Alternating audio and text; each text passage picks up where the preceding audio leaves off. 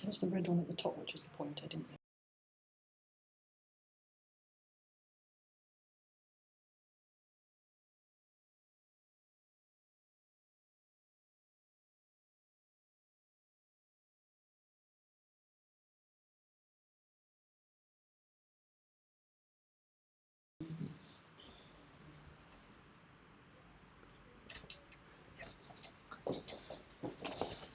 Well, good afternoon, everybody, and welcome to the London Archives. My name is Tom, and I'm an Engagement and Learning Officer here at the Archives. So some familiar faces in the room, so welcome back if you've been here before, and lots of new faces in the room, so welcome, especially warm welcome if this is your first time at the Archives or your first time at one of these talks. So just to say, we run these talks on the second and fourth Thursday of every month. Often it's myself doing them, other members of staff, but I'm very happy that today we have a guest speaker. So I'm very pleased to welcome Jessica Nelson, who's the Head of Collections, Expertise and Engagement at the National Archives.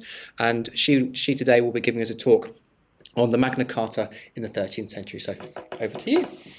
Thanks, John. Hello, everyone. Thank you for coming along. Thank you for that lovely introduction. Thank you for having me here at the London Archives. And I think we're hybrid, aren't we? So, we are indeed. So hello to everyone at home as well.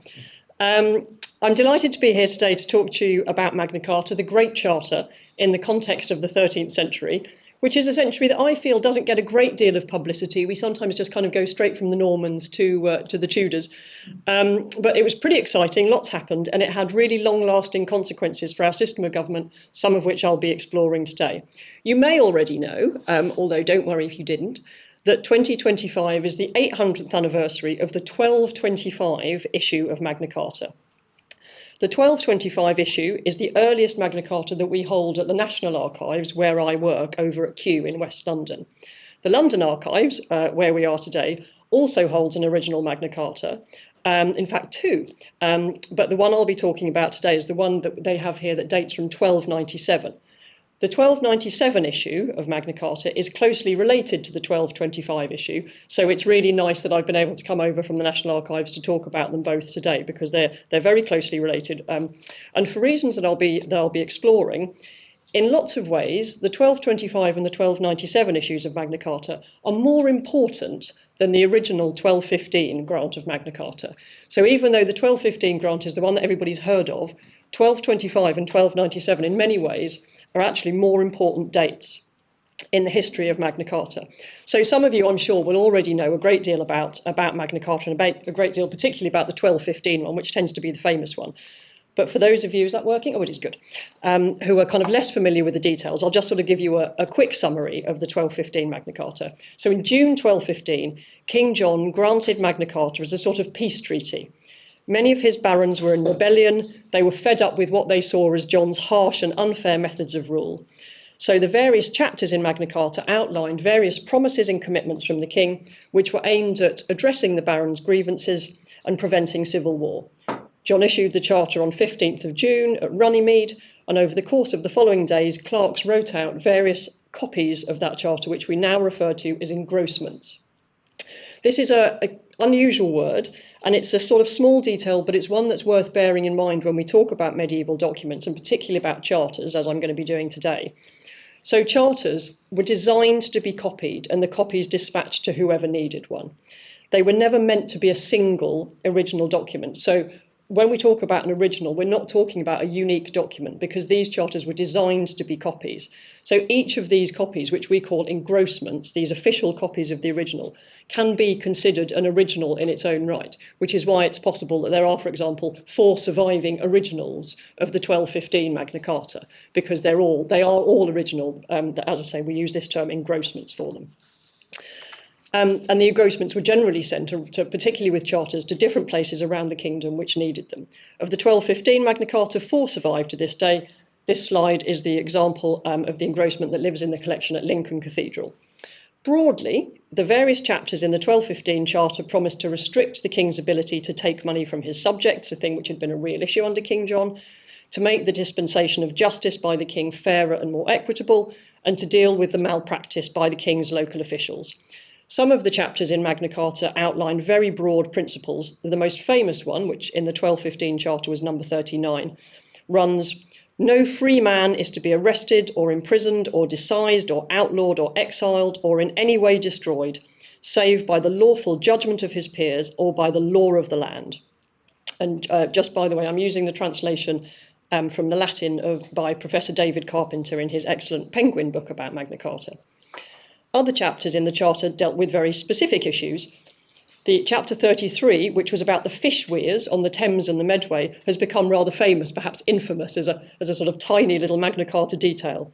There was also chapter 59, which sought to right the wrongs done to Alexander II, who was the King of Scots, whose sisters were King John's hostages. So Magna Carta in 1215 dealt with big issues, but it also dealt with some quite small nitty-gritty issues as well. John promised that all these concessions were being made in perpetuity, redressing the balance between the king and his subjects forever. And at the end of the Charter came the security clause, which was a really revolutionary device to make John stick to the terms of the Charter. It laid out that 25 barons would be empowered to maintain and enforce the Charter and put right any wrongs committed by the king or by royal officials. In effect, John would be answerable to these 25 barons. So this was, something really revolutionary that was going to restrict the power of the king. This was incredibly novel. Much of the Charter was incredibly novel. But no sooner had John granted it than he was attempting to kill it off. And he did this with some success. He convinced Pope Innocent III to annul Magna Carta within a few months. But John's unexpected death in October 1216 actually gave the Charter a new lease of life. So had he not died in 1216, frankly, the whole thing might have been forgotten. But he died, leaving his heir, Henry III, as a child king. And Henry, poor Henry, he's only a kid, and he's inheriting the kingdom in the midst of civil war. So Henry's advisors, in a very canny attempt to gain baronial support for Henry, for this child, reissued Magna Carta in a revised format that made it less radical, so the security clause went, but more practical. It was then reissued again in 1217 as part of the final settlement of the Civil War, again revised to suit the circumstances. In 1217, Magna Carta was issued alongside a separate charter that was concerned with the management of the royal forest. This re-established for free men some of the rights in the royal forest that had been lost in previous decades. And I won't talk in detail about the Charter of the Forest, but it became something like a kind of companion piece to Magna Carta for the remainder of the medieval period, and together they were often referred to as the Charters of Liberties. Engrossments of these two charters were sent to the sheriffs, so the sheriffs are the royal officials in the localities, sent to the sheriffs in each county with orders to read the charters out at the county court so that everybody in the kingdom could hear what the charters said. So they're making a real effort that these charters should be known by everybody around the kingdom. And over the course of the 13th century, every time Magna Carta is reconfirmed or reissued, we see similar orders to try and make sure that it's sent out around the kingdom and it's read out so that people know about it. We have evidence of these orders being sent out on the close rolls at the National Archives. So close rolls are a type of medieval document which records the orders that the government was sending out to the localities. Because obviously, if you're issuing somebody with an order, you need to know what you've ordered them to do, and you need to know when you ordered them to do it so that you can chase them up if they haven't done it, basically. So all these orders were recorded on the close rolls, which we hold at the National Archives. And in fact, the earliest reference for the term Magna Carta, for our sort of nickname for this great Charter of Liberties, is on this particular close roll, which dates from the second year of the reign of Henry III. And you can see I'm going to attempt to use the pointer here. I'm not very good with, oh, there we go. So the writ in general is basically ordering the sheriffs to proclaim it. And then somebody, the clerk, has just written there as a kind of reminder of what they're actually supposed to be reading out, that it's Magna Carta, and that's the earliest reference we have for the use of the nickname Magna Carta. And this is the order to the Sheriff of York to proclaim the charter in his county, having gathered together the barons, knights, and free men of the county. So a real effort to kind of make sure that people understood these charters. Anyway, going back to kind of Magna Carta itself, I've mentioned that the Charter was reissued twice within 2 years of John's original grant in 1215, but both of these reissues took place during the minority of Henry III, when Henry III is still a child king, and therefore they were issued by the regent, not by the king himself. The reissue of 1225 was different. The background to the reissue of Magna Carta in 1225 was once again war. It's a kind of recurring theme. This time it was war being waged by the King of France, Louis VIII. So at this time, as you may know, the kings of England still held considerable territories in France, and King Louis had invaded some of these territories with considerable success. Any fight back by Henry and his forces was going to cost a great deal of money. War always costs a great deal of money, and that of course meant raising a tax.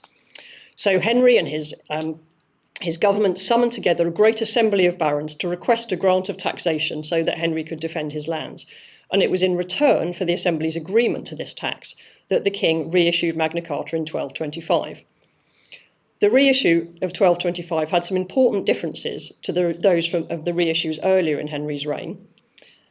In 1225, Henry III was still only 17, but he was old enough to understand the implications of what he was doing, old enough to make decisions about the way he wanted to rule his kingdom. And that gives this 1225 issue of Magna Carta a force that the early ones by his regents really lacked, because Henry III is doing this in the full knowledge of what he's doing, really. The charter was issued under Henry III's own Great Seal, not a regency seal. And the text of the charter states that the teenage king was granting the charter through his own spontaneous and good will, which is obviously very different to the 1215 Magna Carta, which was forced out of John, in effect. The charter was also granted to everyone. The Latin word is omnes. The charter in 1225 is granted to everyone, unlike the 1215 charter, which was granted specifically to free men. Now, this was probably cold comfort if you were an unfree peasant, but nonetheless it does suggest a new inclusivity in the way that the charter was presented and perceived. Another important detail is that the charter included an enormous witness list, which basically goes from here all the way down to the bottom. And that witness list included the great and the good. They're putting their names to the charter, regardless of which side the witnesses had fought on in the Civil War earlier in the century. And I've got a little close-up of that. We've also got a close-up of the whole, which I'll come to in a minute. So this was very different to earlier versions of the charter, which had no formal witness list at all, and at best listed the king's close advisors at the beginning. The witness list of the 1225 reissue proudly listed a huge number of great churchmen and magnates. So it starts with the ecclesiastical elite. First, Stephen Langton, the Archbishop of Canterbury. He's actually obscured by the whole. You're just going to have to take my word for it there. So the Archbishop of Canterbury is followed by 11 bishops and 12 abbots. And then the secular witness list, so the non-religious people witnessing it, starts with Hubert de Burgh, the Justiciar, followed by 9 earls and 23 barons. This is a great swathe of the elite of England at the time. Stephen Langton and Hubert de Burgh had rarely seen eye to eye. During the reign of King John, de Burgh had been a staunch supporter of the king, while Langton had been a leading figure of the baronial opposition. But they both wanted the reign of Henry III to be a success, and they'd worked together in support of the king. Later on in the witness list are the staunchly royalist earls of Chester and Derby, and they're listed alongside Robert Fitzwalter, who had led the rebels against King John, and also alongside Reginald de Brios, whose mother and brother had been starved to death in King John's dungeon. So these are people who were completely opposed in the Civil War during John's reign, but they're coming together to witness the 1225 Magna Carta. So in these terms, at least, it was a triumph of diplomacy and a signal from the young Henry III that he wished to make a clean and clear break from the style of kingship employed by his father and move to a new model of kingship whereby the great magnates of the realm, all represented on that witness list, were considered to have both a right and a duty to provide counsel to the king. Ironically, of course, this more consultative model of kingship was actually a return to the traditions of governing which predated King John. In the case of the 1225 Charter, we have very good evidence that numerous engrossments were dispatched around the kingdom, with orders being given to the local sheriffs to read out the charter in their counties. As I've mentioned, this one is the one that's held at the National Archives where I work, and it's in the collections of the Duchy of Lancaster. Unfortunately, at some point in the long life of this particular engrossment of Magna Carta, before its transfer to the Public Record Office, which became the National Archives, so before it got to us, just making that very clear, the document got wet. Maybe a leak, maybe damp storage conditions, we don't know. That unfortunately led to mould growth, which is why you can see the holes and the discoloration in the parchment. It's now, I hasten to add, been stabilised by our expert team at the National Archives. So it's not going to get any worse, but unfortunately you can't obviously repair where there's an actual hole. And the original Great Wax Seal which would have been at the bottom there, has also disintegrated, and it's now housed in this modern pendant seal. So obviously that's not the original, which again is a bit of a shame. So to give you an idea of what Henry III's Great Seal would have looked like, that's it, although that's a completely different document. But it's got a very nice seal on it, so I thought I would treat you to that anyway. So back to 1225. We have a young adult king voluntarily issuing a charter under his own Great Seal, which imposed some limitations on his own royal power and on the powers of the kings that would follow him. So can we see here a kernel of what we might consider a constitutional monarchy? That is, a monarchy which exercises its authority in accordance with a constitution, a legal framework, and is not alone in making decisions. Perhaps we can, but it's definitely only a kernel. The security clause of 1215, the revolutionary device which had empowered 25 barons to enforce the charter, had gone, and it never returns. In all of the later reissues of Magna Carta, that security clause is gone for good. But there was still a mechanism for enforcement, because in the place of the security clause was a pronouncement that infringement of the charter by anyone, not just by the king and the royal officials, but by anyone, would result in a sentence of excommunication. Also, the 1225 charter acknowledged that it had been granted in return for taxation, but it did not stipulate that consent would be needed for taxation in the future, which was one of the things where there was always wrangling between the king and the barons. However, the charter does retain important limitations on the amounts of money that the king could expect from his subjects and on the circumstances in which he could demand that money. It also recognised and guaranteed the right to justice and legal process, that important chapter that I mentioned earlier. So these limitations and guarantees are baby steps on the way to what we might call a constitutional monarchy. And in case anyone was wondering, the fish weirs on the Thames and the Medway are still in the 1225 reissue. Henry III himself took the charter seriously enough to confirm it once again in 1237, again in return for taxation, and then again in 1253, also in exchange for a taxation. As I've mentioned, provisions were made for the charter to be read out to people across the kingdom. It was certainly translated into French for this purpose, and very likely into English too. Indeed, the threat of excommunication for infringing the charter meant that clergymen in particular had a duty to ensure that their flocks understood its principles and did not unwittingly break its terms.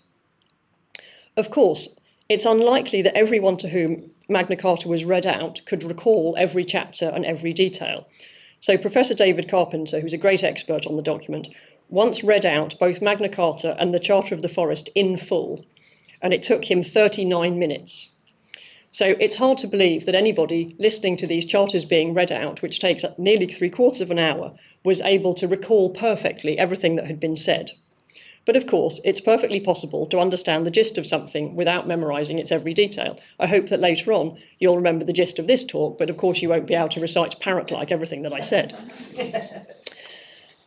However, if one of the primary aims of the Charter was to ensure stable and fair royal government, it was not, in the longer term, a success. It stipulated nothing about the makeup or role of the King's Council and made no mention of Parliament, and these are things which are going to be addressed later. Henry was a kind and gentle man, but he lacked guile and he was perhaps easily manipulated. In fact, no perhaps about it, he was easily manipulated.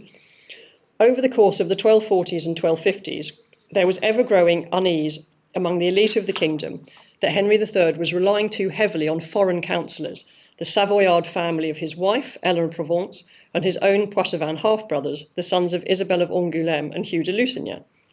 Henry III's court became a hotbed of factionalism, with barons from rival groups exchanging insults, accusations, and occasionally blows. This exploded in the spring of 1258, when a group of barons demanded that the king expel his loathed half-brothers from England and submit to sweeping reforms of royal government. The chronicler Matthew Paris, who was generally quite well informed, records that Henry's critics believed that he had, quote, violated the conditions of Magna Carta.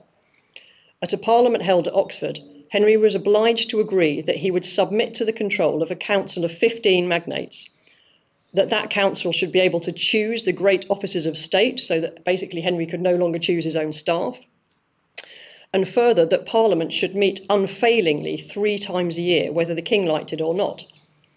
These impositions, called the Provisions of Oxford, constituted in effect a return to something akin to a minority government. Of course, there'd been a minority government when Henry was a child. But such an arrangement for an adult king was unprecedented, as was the clear threat of violence that underlay it. Henry's contentious half-brothers scarpered back to the continent, but these events kicked off nearly a decade of real political turmoil in the kingdom. Over the course of this period, it was about 8 to 10 years really, Henry's will and ability to escape from the control of this new council waxed and waned. And so too did the fortunes of the man who emerged as the clear leader of the reformers, the Earl of Leicester, Simon de Montfort. Simon and Henry had a long, complicated relationship.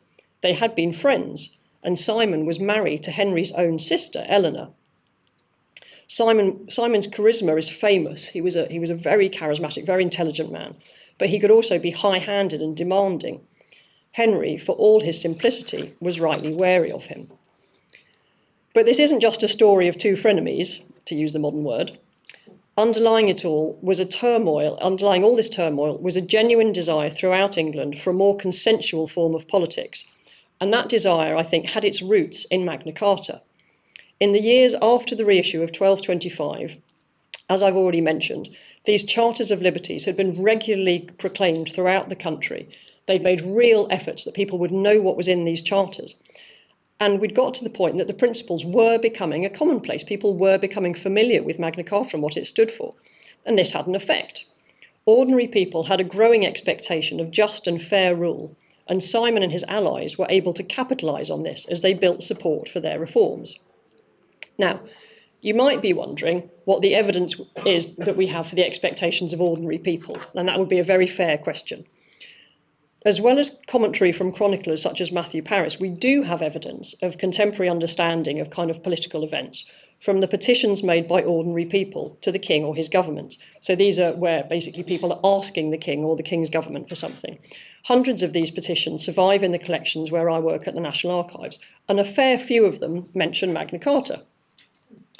So here, for example, is a petition dating from 1295, in which Alice of Everingham, who is a widow, requests that the king, who at that point is Edward I, so she's requesting from him that she be granted money for her sustenance from her late husband's estate. So her husband has died and she's been left destitute, and she's saying that she should be granted 40 marks for her sustenance according to the tenor of the Great Charter.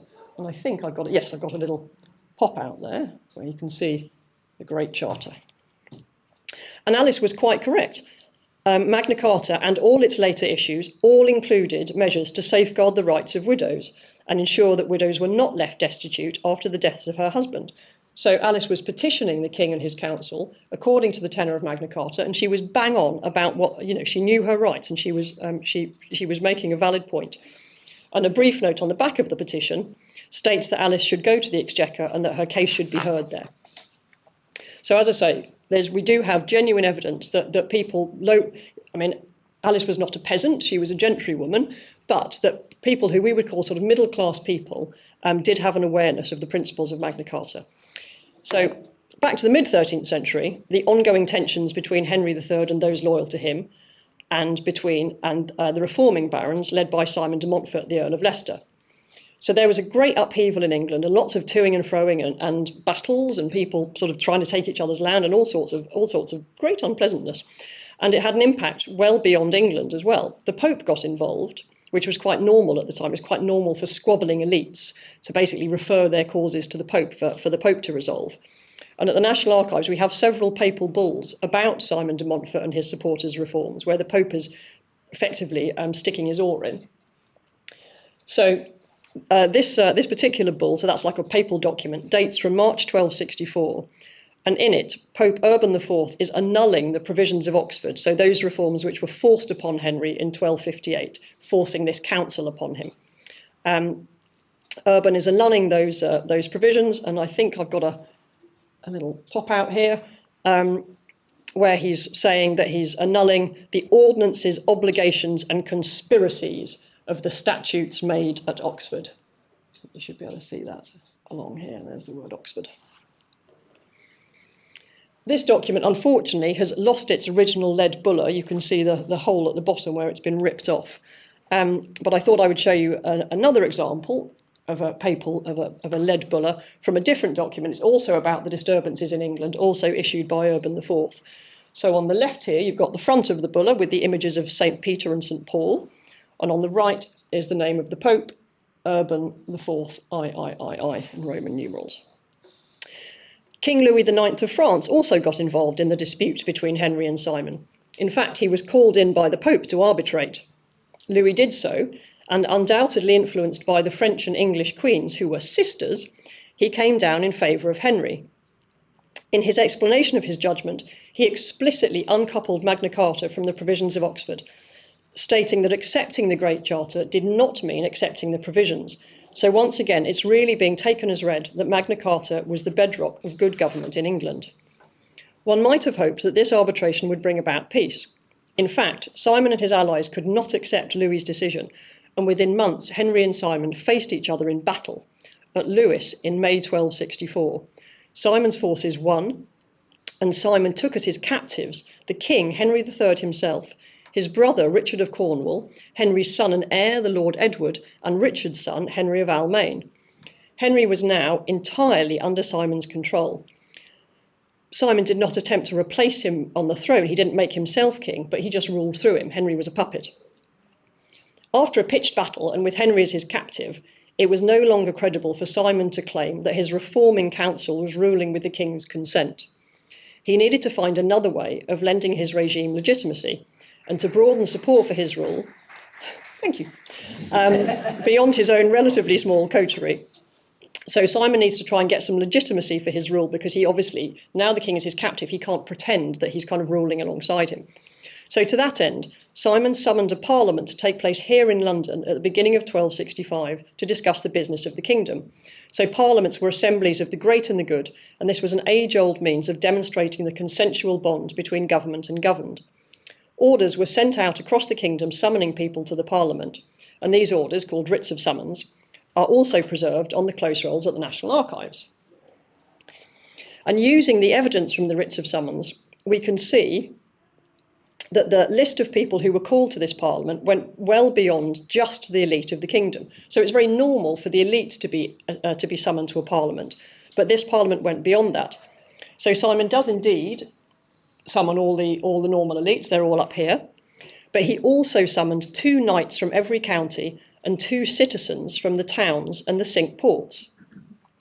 So that's down at the bottom here, is the writ of summons that's issued to the towns and the Cinque Ports and to the counties, where he's asking for 2 of the more law-worthy, honest and prudent knights from each county and burgesses from each town. Let me see, I'm not sure if I have got a close-up of that, good. In fact, we know from other evidence that 4 townsmen were summoned from London. London as a community had supported Simon for some years, and obviously one of their rewards for that was getting 4 people at the parliament instead of 2. Although there is evidence of knights occasionally appearing at previous parliaments, this was a real first in terms of widespread representation. So this great gathering to discuss the business of the kingdom is an important step on the wobbly and long road to representative democracy in this country. Of course, when Simon summoned all these people, he wasn't envisaging himself as some kind of father of parliamentary democracy, sort of projecting forward a few hundred years, but he certainly was committed to the importance of Parliament. However, there were practical benefits to calling the Parliament as well. By inviting the churchmen, he was trying to gain some moral authority for his regime, and by inviting the knights and the burgesses, the townsmen, he was trying to gain the practical support of the men who were the decision makers within their own small communities. And he's trying to show them that him and his regime are good things.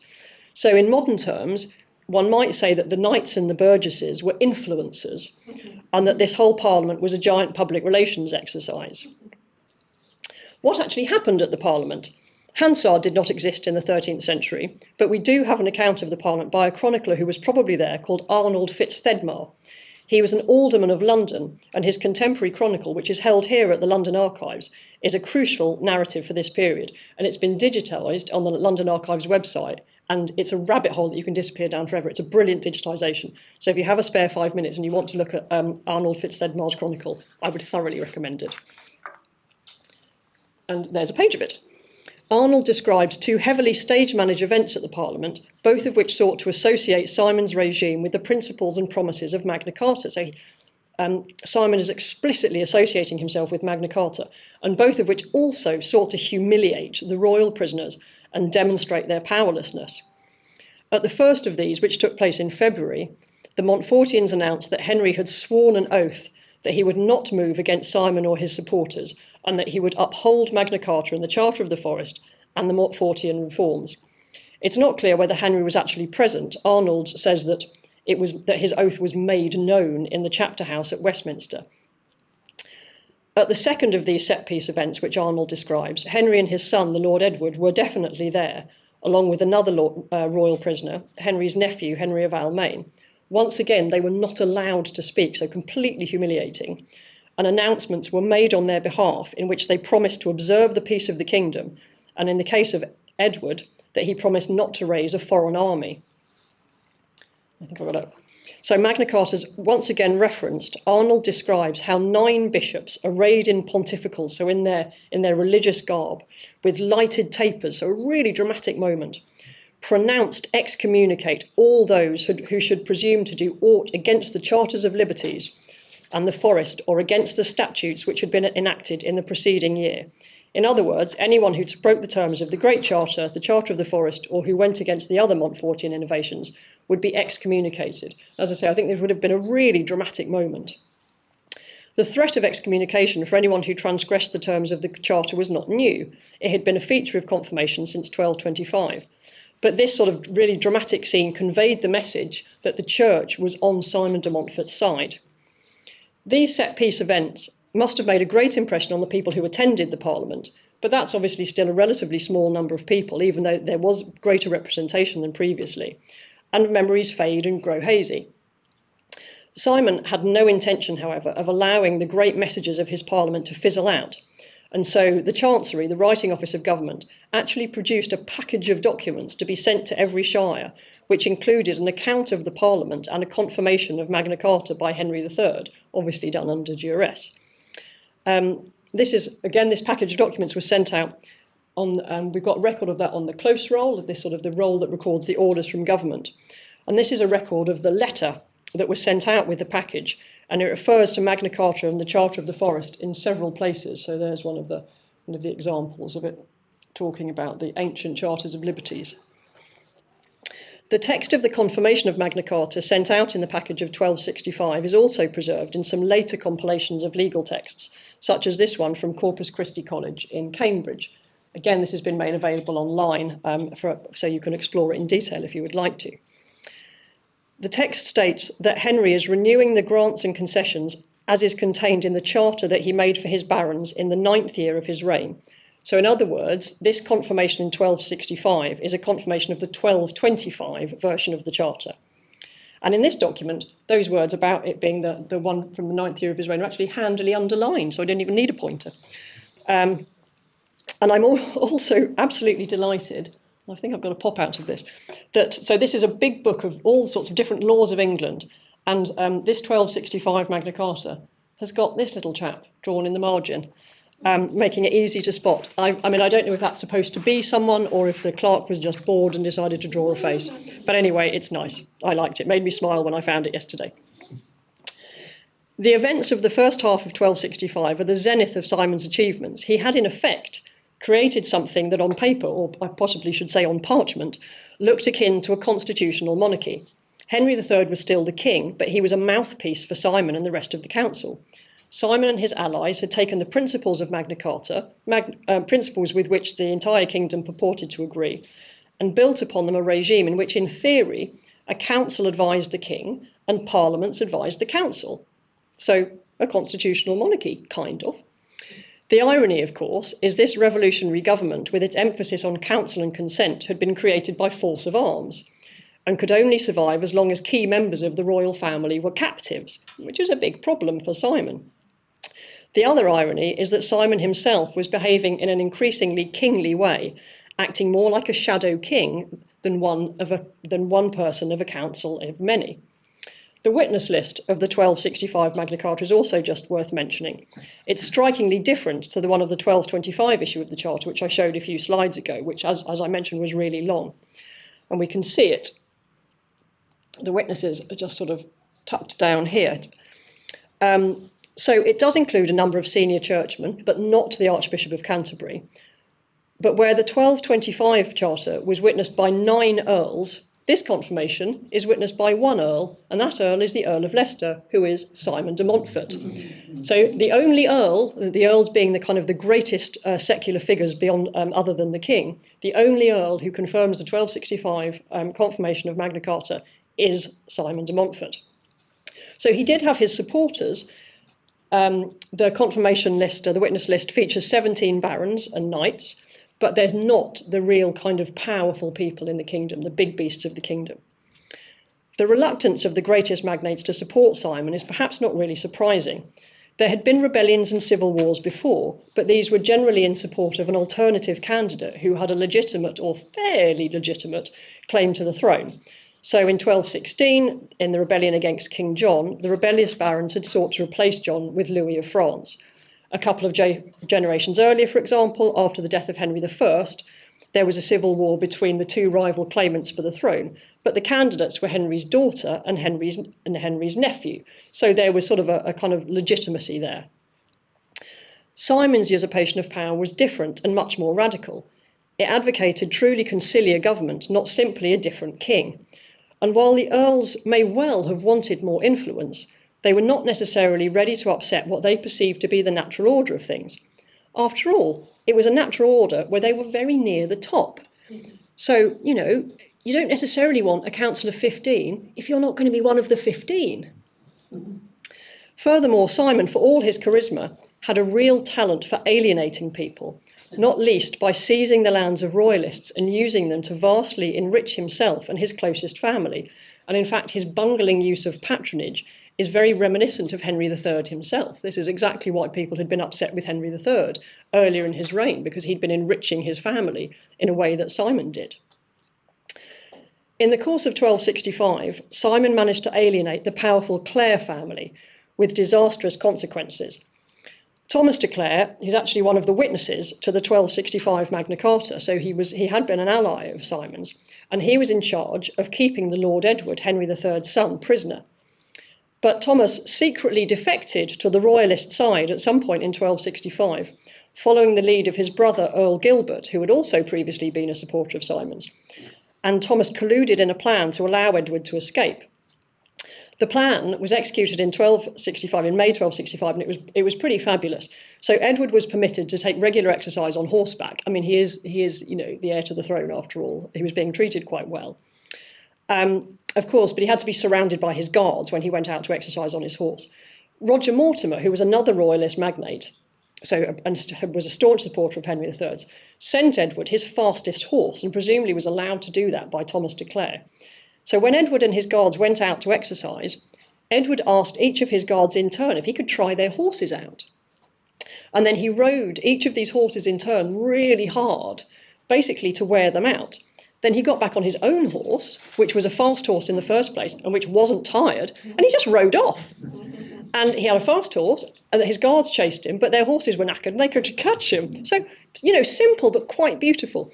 And a few miles away, Roger Mortimer and several hundred troops were waiting to meet him. So he escaped. Great. And it's worth noting that Roger Mortimer, who was really important in this, had also previously been a supporter of Simon's, who'd also gone back to Henry III's side. So as I've mentioned, Simon had a real talent for getting people on side and then losing them again.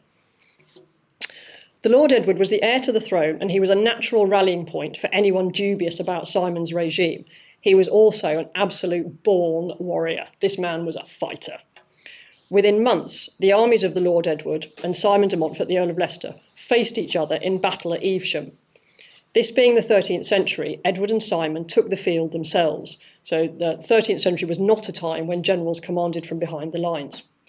Normally in medieval warfare, defeated Christian noblemen were captured and held to ransom. They very, very rarely died in battle in the 13th century and earlier. But this was not a normal battle. Simon had sought to overturn royal government. He had humiliated Edward and the king, Henry III. He'd treated Edward's wife very badly, and Edward was devoted to his wife. In the chaos of the battle, Roger Mortimer led a small group of soldiers with the specific aim of reaching Simon and killing him. They succeeded, and mutilated Simon's body in an extremely grisly fashion.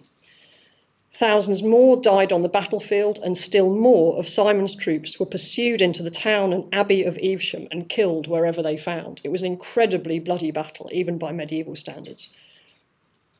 So just a few months after the confirmation of Magna Carta at the 1265 Parliament, which was the crowning glory of Simon's achievement, the Earl was dead and his revolutionary regime was in tatters. Obviously, this was the end of Simon de Montfort, but it wasn't the end of Magna Carta. In the aftermath of the Battle of Evesham, several of Simon's leading allies fled, including his wife Eleanor, Henry III's own sister, and his children. But many of his noble allies remained in England, and slowly and with a great deal of difficulty, and there was kind of little battles popping up all over the kingdom for a good couple of years, they gradually made peace with the king. The fact that the Montfortians had been defeated did not mean that everyone simply forgot about the principles for which they had fought so hard. In the end, Henry III called a parliament in 1267, held at Marlborough in Wiltshire, with the aim of ending the manifold troubles and dissensions. So they'd had another 2 years of real turmoil. This parliament passed a set of laws known as the Statute of Marlborough. The official Latin text of the statute survives in books of legislations. This one is at the British Library. It's only the last page, I'm afraid, but it's the only page that I could get online. Some of the statute's chapters reintroduced elements from the provisions of Oxford. Others made it harder for neighbours to seize each other's lands, which had been a real issue during the turmoil of this civil war. And in chapter 5, it confirmed Magna Carta and said that anyone who offended shall be brought before the king or the courts. So once again, in the Statute of Marlborough, Magna Carta was invoked to reinforce the bond between the ruler and the ruled.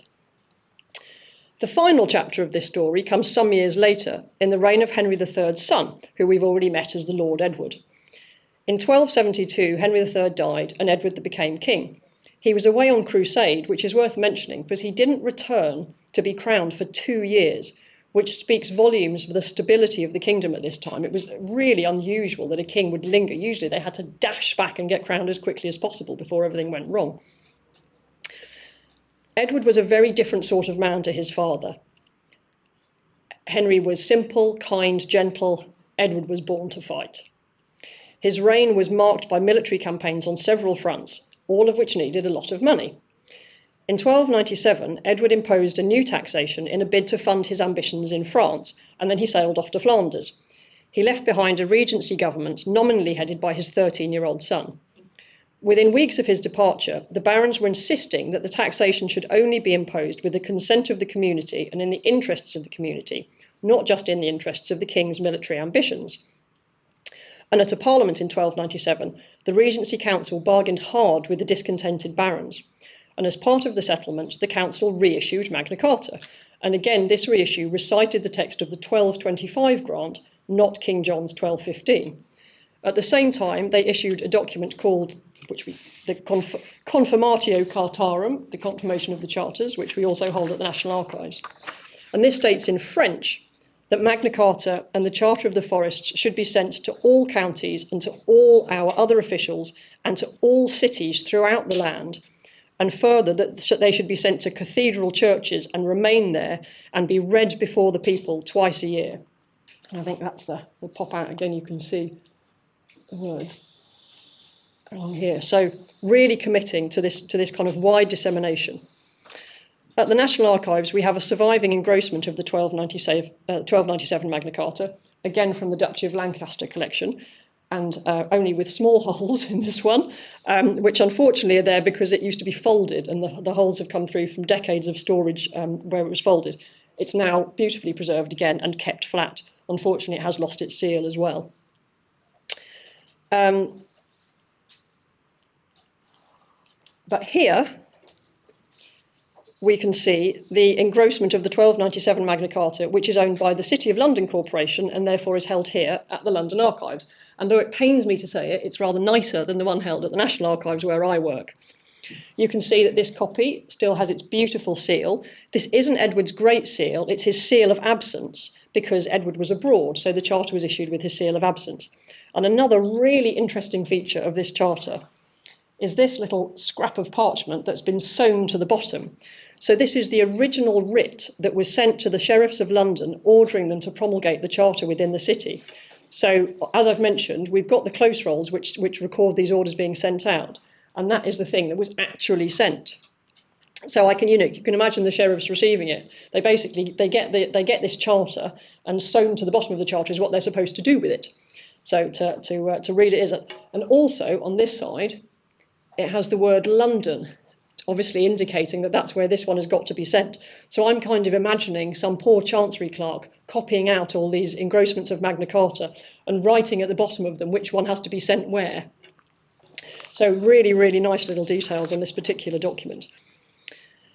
Another thing that I think would just like to draw your attention to, so that's the writ, that's a close-up of the writ, is that in this reissue of Magna Carta, it preserves, in fact, in all the reissues of Magna Carta, it preserves the chapter that was in the original 1215 grant, guaranteeing the ancient liberties of the City of London. So that's something that's in the 1215 grant by King John and stays in all the reissues of Magna Carta throughout.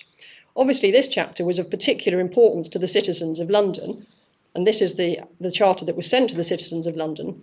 So someone has put a little mark in the margin, I think I've got a close-up of that as well, next to the chapter that relates to the City of London. So it's kind of like, this is the one that's important to us, and I'm going to mark it in the margin in case I ever need to find it in a hurry. So I think on that one charter held here, there's some brilliant details. Again, this is on the London Archives website if you want to explore it yourself. The 1297 reissue is particularly important because it was on this occasion that the text was copied onto the statute roll by clerks in the Royal Chancery, reciting the text of the 1225 Magna Carta, as I've said. So this finally enshrined Magna Carta within the written law of the kingdom. Having said that, King Edward himself was none too keen to embrace the reforms promised by his council, and it was only after further wrangling that in 1300 he reissued Magna Carta under his own Great Seal rather than this one, which is issued under the Seal of Absence. And as I learned quite recently, the London Archives also has a copy of that 1300 reissue as well. This reissue, like its predecessors, was dispatched around the kingdom to be read out, but thereafter the text of Magna Carta was preserved and distributed via books of statutes, which brought together various important laws and charters. And those books of statutes often begin with Magna Carta, or sometimes it's somewhere in the middle. Magna Carta was also regularly read out at the opening of Parliament. So rather than this kind of continual process of reissuing it and reconfirming it, it now goes onto statute, and it's there in these law books for people to read. So the 1297 reissue, which reproduced the text of the 1225 Magna Carta, is the one that made it onto the statute rolls.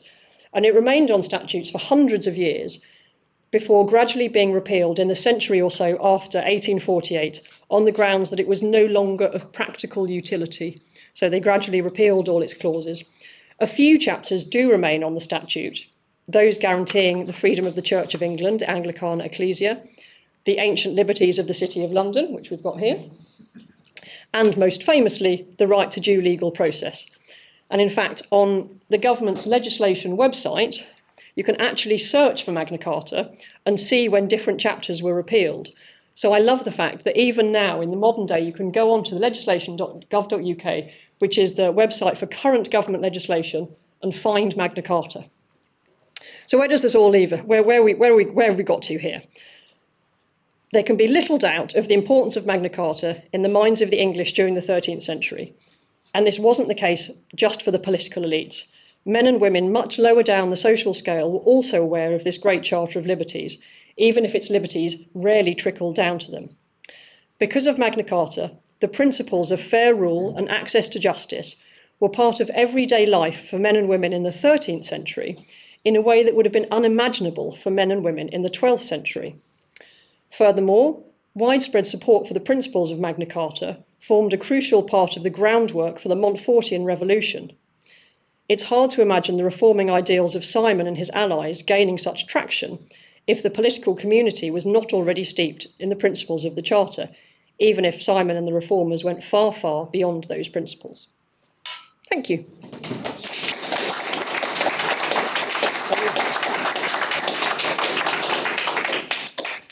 Are there any questions for Jessica?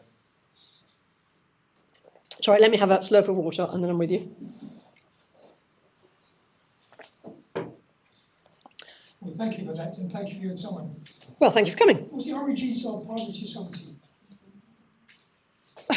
The origins of parliamentary sovereignty? I'm confused. Well, that's not, I mean... What's the difference between a charter and a statute? I mean, the parliamentary sovereignty is quite a big question and not one that I've really been talking about in this talk.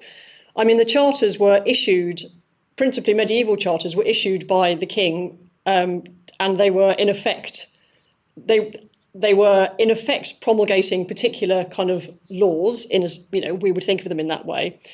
But by this point, there were also the statute rolls, which were the kind of the ongoing written law of the kingdom. So it was a big moment when Magna Carta, which had been kind of perpetually reissued, was finally put onto the statute rolls. But as with a great deal in this country, because we don't have a written constitution, there aren't you can't necessarily say this is the exact point where this becomes this and this becomes this and this is the exact difference between one thing and another, because we don't have a written constitution. A lot of this is because of sort of custom and common law, as I'm sure you're familiar with. So the charters themselves, the fact that the charters, when they were issued and weren't enrolled on the statute rolls, doesn't mean that they weren't important. They absolutely were, and as I've talked about, they were read around the kingdom and people knew about them. But the point at which they were enrolled on the statute rolls in 1297 is still a really big moment. And as I say, to some extent, that also means it's the moment when they can stop reissuing them because they're on the statute rolls and they start getting compiled into these law texts instead. So I don't think that's exactly answered your question, because I think your question was a little bit bigger than I can really kind of talk about today.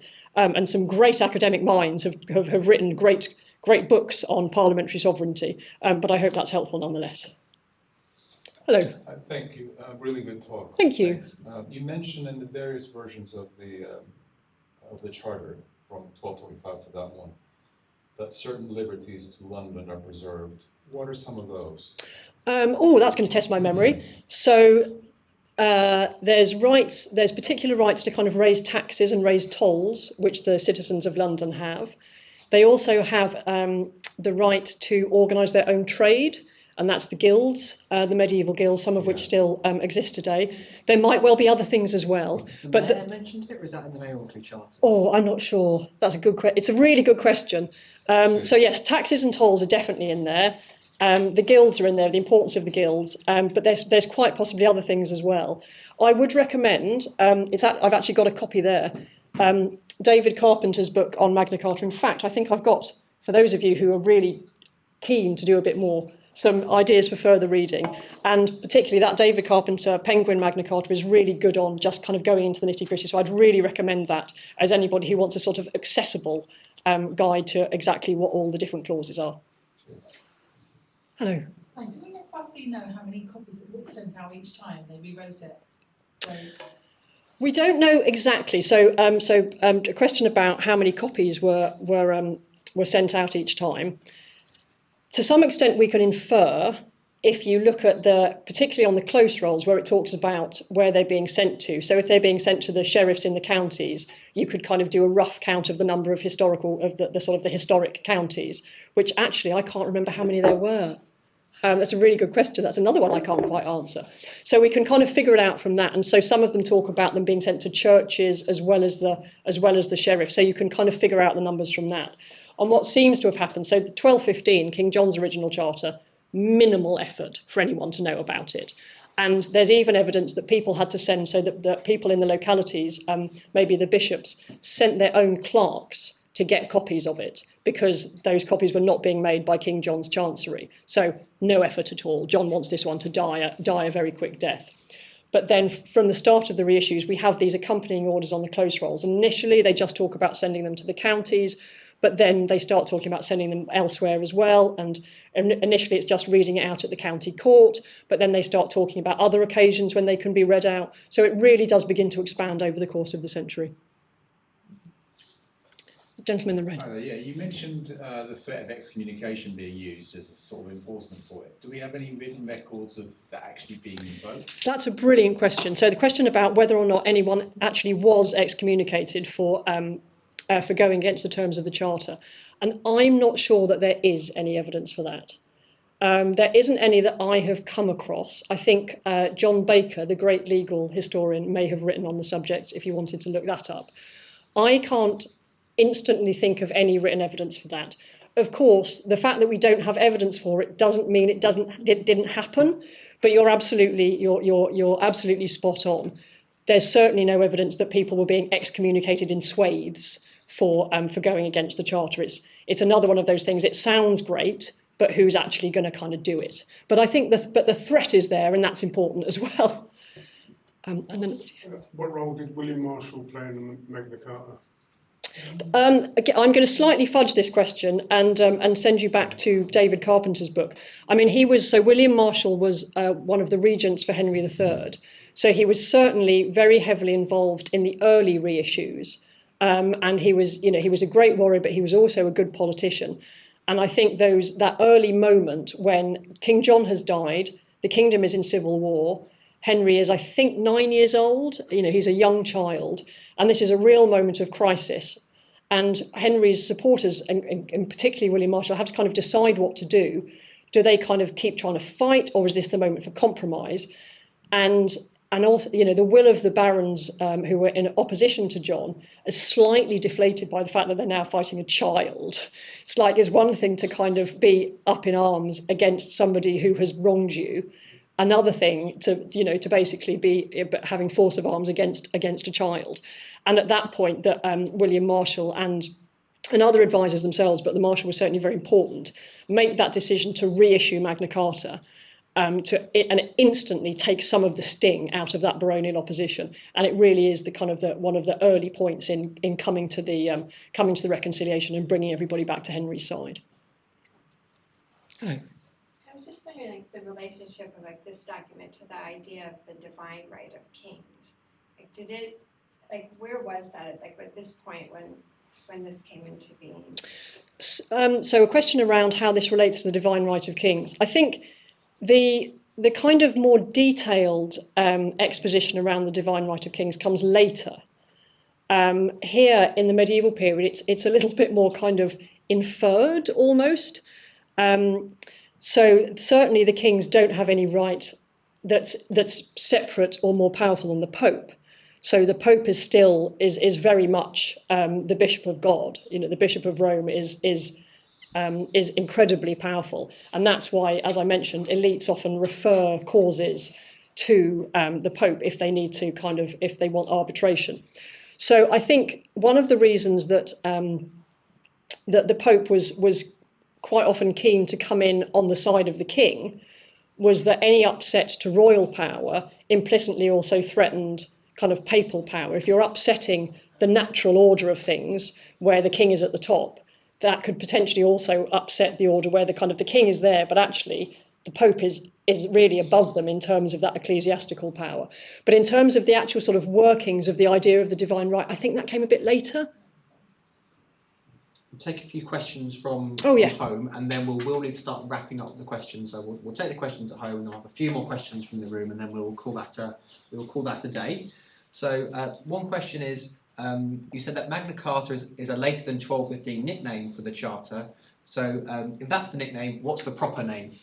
Well, I've got getting some great questions today. We have an excellent audience here. So it was often called the Charter of Liberties. That's what you often find it in the text being called the Charter of Liberties, or the Great Charter of Liberties. And sometimes they basically start sort of referring to it as the Old Charter because it obviously keeps popping up. So yeah, really good question. So it tends to be called the Great Charter of Liberties. Earlier in its days, the 1215 one is often called the Charter of Runnymede. And you see that as well in the later legal texts. So the Corpus Christi collection of legal texts, which I showed you earlier on, that has the 1215 Magna Carta in it, and that's just headed as the Charter of Runnymede. So that's another name that was used. Thank you. And another question is, you said a lady from the gentry got help due to the Charter. Is there any evidence of peasants getting any help? I mean, that's one of those that you could have an entire lecture just on that subject. That's a real yes and no. So in terms of, do we have peasants petitioning using Magna Carta? I'm not sure. Most of the ancient petitions we have in the National Archives are from kind of gentry or middle or kind of townspeople, for example, kind of groups of burgesses. But the Magna Carta does offer some benefits to the peasantry, and particularly after 1225, as I said, which is issued to everyone, to omnes rather than free men. and it kind of gives and it takes away, because it does. There are some things about about access to justice and about people not being able to be extorted, which would have benefited the peasantry, but I'm not going to pretend the people who it's mostly helping are the kind of the barons and the people higher up the social scale. Thank you. And we'll take the final couple of questions from the room now. I think the gentleman in green. There seemed to be, in this 13th century period, a big jump in thinking about more representative government, but then there is a 300-year gap before there's kind of a renewing of that. Is there some explanations for that? I mean, England. That's again another great question. I mean, I think there is the 13th century's things come together in a way which, as I think I said, it was like the tiniest kernel. But it is such a kind of wobbly long road. And of course, I could have talked about things in the 13th century which speak to the opposite, the incredibly bloody battles, for example, where you look at that and you think these people are never going to be civilized, not to put too fine a point on it. And then I think, there is progress over the next few hundred years. For example, these bringing together of legal texts, and people start thinking, and those are being promulgated, people are starting to think more generally about laws. But you're absolutely right that if you looked at this and looked at now, you might think there was a straight line, but there very much wasn't. And particularly, the Wars of the Roses. I mean, one of the things, the Battle of Evesham kicks off a period in which battles in England become bloodier. As I mentioned before, that it was really unusual for a posh person to die in battle in the 11th and 12th centuries. But later in the following few hundred years, that becomes commonplace. So it's not all good news in the 13th century, that's for sure. And then I think there was a lady at the back had a question. No. Is clause 40 discontinued or repealed? That's the important question for me. Clause 40. For Magna Carta. Okay, the different Magna Cartas have different numbering systems. So with that question, the answer is partly going to depend on. So no one will self-deny right to justice. So that is in that. I think if we can actually go to the legislation website, that is one which I think is still on the statute. I think. Yes, the right to due legal process is still on the statute. It's not exactly, obviously, as you would expect, written in exactly the same way. And between the 1215 and the 1225 charters, the numbering system changes as well, which isn't very helpful. The numbering systems were imposed later, which is why I query the numbering. But yes, the liberties of the Church of England, the ancient liberties of the City of London, and the right to due legal process is still on the statute. Thank you all very much. Thank you.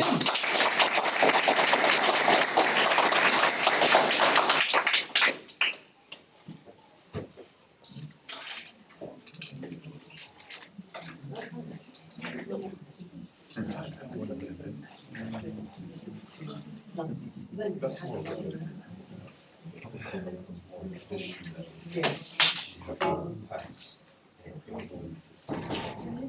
can set up your Yeah, it was so interesting. Oh, good, thank you. The United States.